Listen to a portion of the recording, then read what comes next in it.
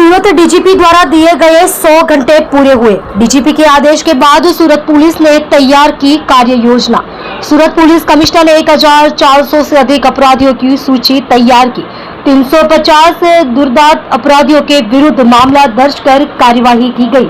शहर भर से असामाजिक तत्वों की सूची तैयार की गई। 18 अपराधियों को पासा अटक किया गया। सोशल मीडिया का दुरुपयोग करने वाले 21 लोगों के अकाउंट हटा दिए गए। सोशल मीडिया पर भाईगिरी और अश्लीलता जैसी सामग्री अपलोड करने वालों के अकाउंट हटा दिए गए।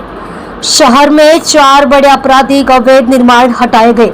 समीर मांडवो, सज्जू कोठारी, राहुल अपार्टमेंट और आरिफ मिंडी के अवैध निर्माण हटाए गए। 100 से अधिक अपराधियों और असामाजिक तत्वों को हिरासत में लिया गया और उनसे कड़ी पूछताछ की गई। क्राइम ब्रांच ने अलग अलग इलाकों से 45 ऐसे समाज कंटकों को हिरासत में लेकर उनसे कड़ी पूछताछ की है। पुलिस फर्जी पत्रकारों और आरटीआई कार्यकर्ताओं के खिलाफ भी सख्त कार्यवाही कर रही है। डीजीपी के आदेश के अलावा सूरत पुलिस अपराधियों के खिलाफ कार्यवाही जारी रखेगी।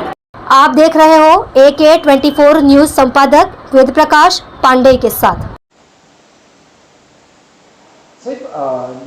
ડીજીપીએ જે રીતે 100 કલાકના સમયના આદેશ કર્યા હતા કે લિસ્ટ તૈયાર કરવાનું ગુનેગારોનું, એને લઈને કઈ રીતનું સુરત પોલીસે તૈયાર કર્યું છે, શું કહેશો?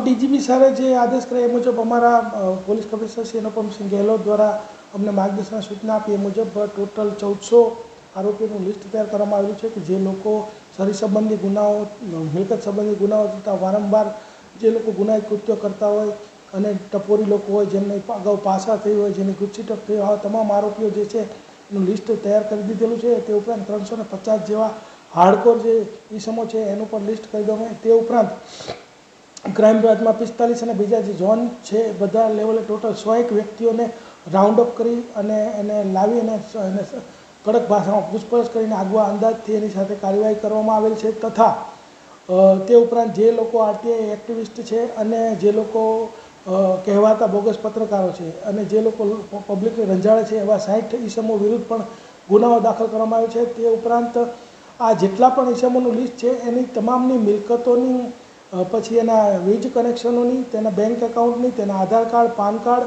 અને એની તમામ A to Z માહિતી એકત્ર કરવામાં આવી રહી છે અને ડેટાબેઝ તૈયાર કરવામાં જેમ જેમ એની અંદર ડિટેલ માહિતી મળે છે એમ કાર્યવાહી ચાલુ કરી દીધી છે। એના અંતર્ગત રાહુલ એપાર્ટમેન્ટનું ઉધનામાં મકાન પાડી દીધેલું છે। પછી અઠવાની અંદર સજ્જુ કોઠારી અને લાલગેટની અંદર જે છે સમીર માંડવો કે જેઓ ખૂબ જ ગંભીર પ્રકારના આરોપીઓ છે એના અત્યારે સુધીમાં ગેરકાયદેસર બાંધકામો દૂર કરવામાં આવેલ છે અને આની સતત અમારી ટીમો પીસીબી, એસઓજી, ક્રાઇમ બ્રાન્ચ અને તમામ ટીમો અત્યારે ફરી રહી છે, માહિતી એકત્ર કરી રહી છે। જેની માહિતી વેરીફાઈ થાય છે એની તરત જ એના ઉપર એક્શન લેવામાં આવે છે અને આ એક્શન સતત ચાલુ જ છે।